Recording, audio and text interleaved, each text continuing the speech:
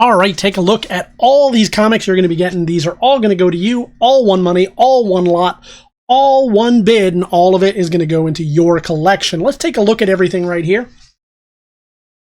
Now, we get bidders from everywhere, so it's just not feasible to have everybody come in and look at it the way I'd like you to. If you're in Mississippi or Florida or North Carolina, it's going to be tough for you to come on into the catalog area here and take a look.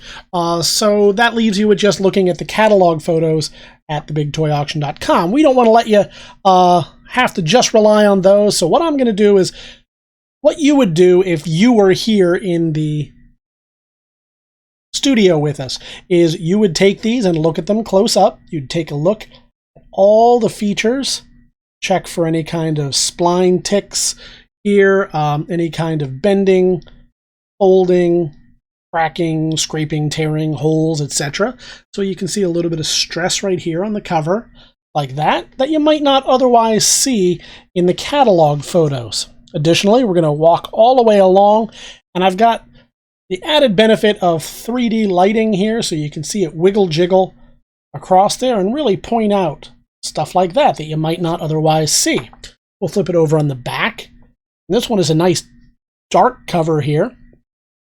You can really see all of the little flaws, imperfections, etc.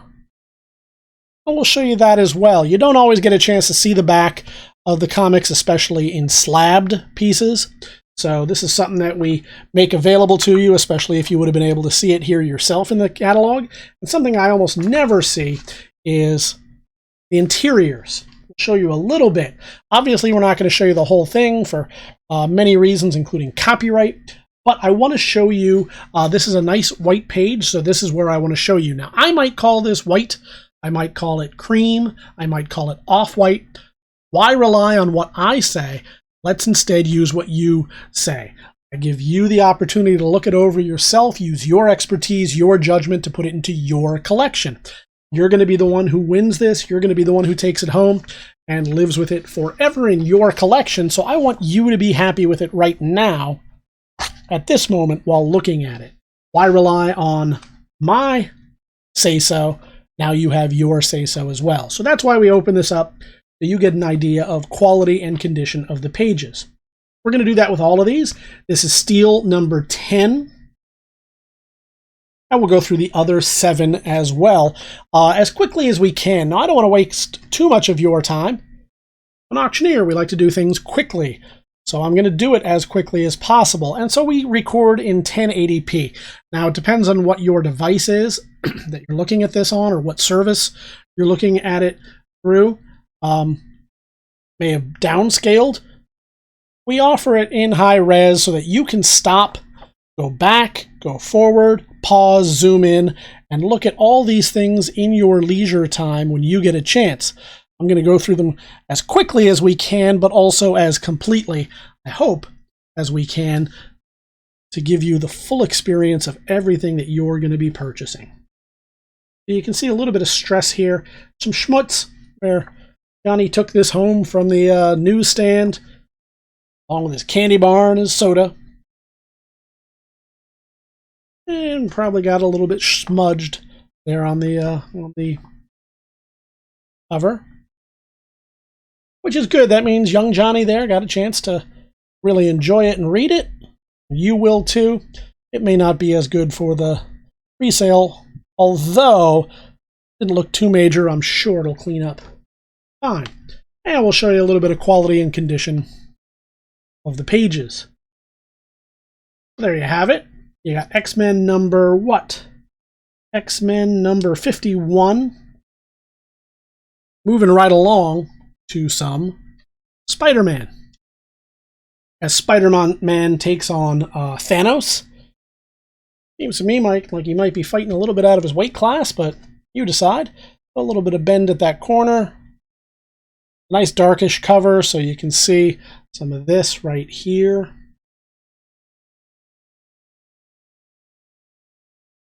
Obviously, since the last Avengers, Thanos became very popular. Died off a little bit, well, quite literally, I suppose. But the popularity has come down a little bit. Still more popular than he would have been perhaps even at this time. You can see a little bit of that right there. And then quickly show you quality and condition of the pages. Still McFarlane doing this? No, I don't think that is. It's his style, but I believe that Eric Larson maybe working on this? No.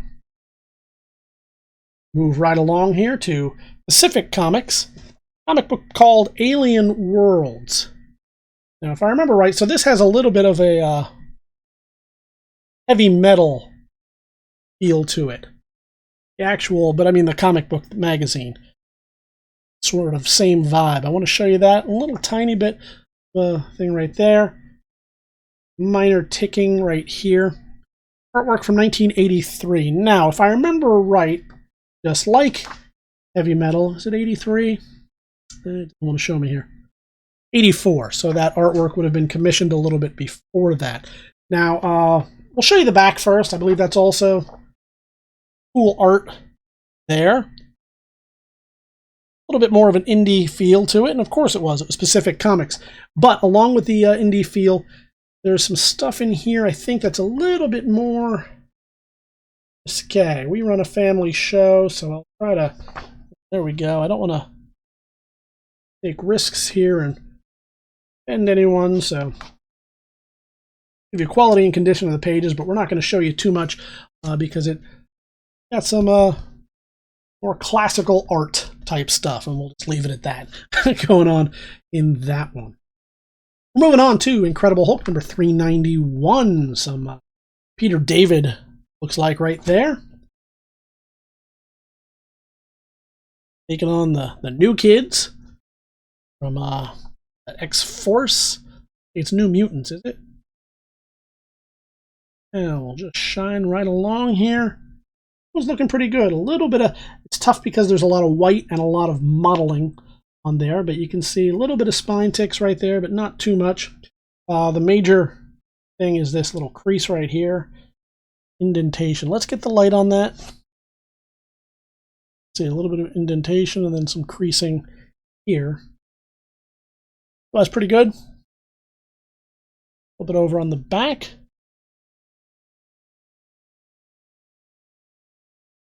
Good as well.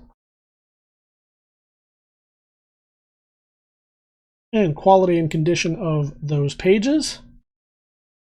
Before we move on to, here it is, the end of an era right here with Batman Adventures number 36. So Ty Templeton and the other folks that worked on that book, you know this as being Harley Quinn got her start in the comic books, not this issue, but this series.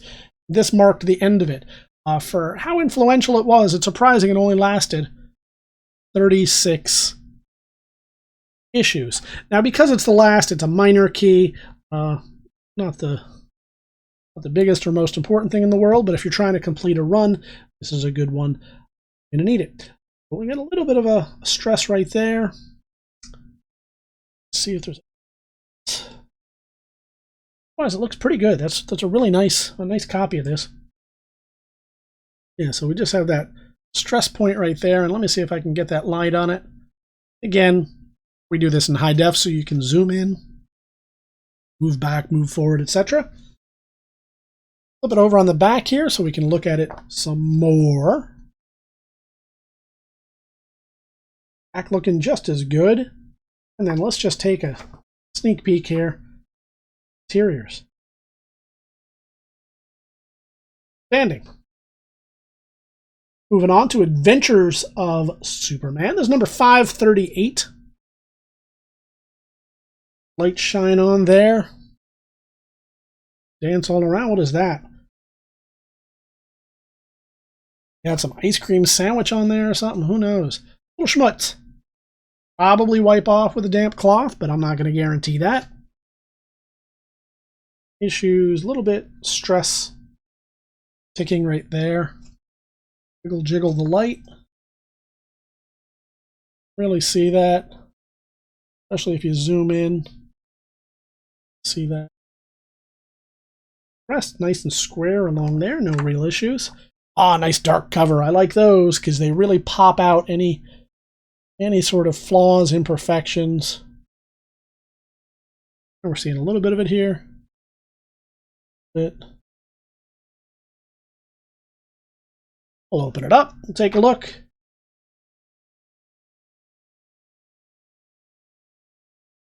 Fantastic. And we finish up with Fury of Firestorm. Volume 1, if I'm not mistaken. Number 44. Yes, this is the first volume of this. They came kind of quick on the heels of each other in the early 80s. And we'll just check it out. Nice dark blue cover makes things really pop.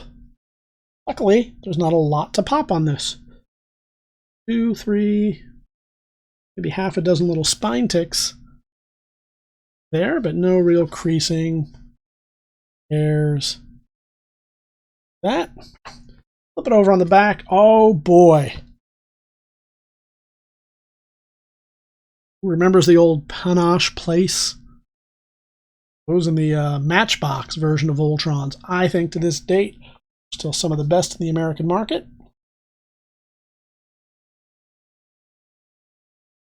And we'll zoom right through this. And there you go. So that is Fury of Firestorm number 44. You get this and 7 other comics. Look at everything there. That's a great bargain. Nice value for you.